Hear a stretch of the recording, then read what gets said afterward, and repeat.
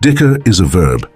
That means to engage in petty bargaining or negotiating, often over a price or terms of an agreement. The word implies a back and forth discussion where each side attempts to reach a mutually acceptable deal. It carries a tone of informal negotiation, often associated with haggling. Origins of dicker. Dicker originated in the 19th century, with roots in the Old English dicere and the Latin decum, meaning 10.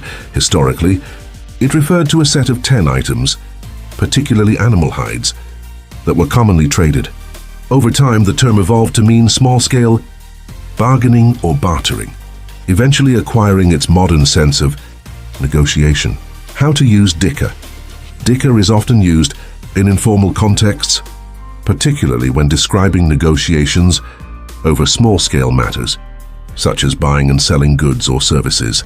Example sentences: the tourist spent an hour dickering with the street vendor over the price of a handmade rug. I don't have time to dicker over a few dollars.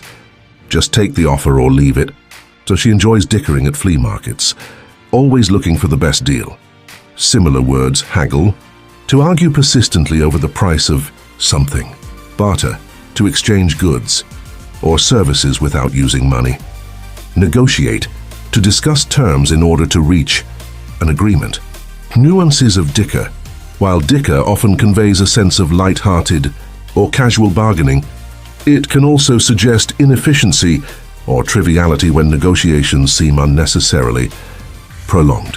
The term is less formal than negotiate and is often associated with markets, small transactions, or informal settings. In essence, dicker captures the give and take of negotiation, reflecting the human desire to reach a fair deal while saving a little in the process.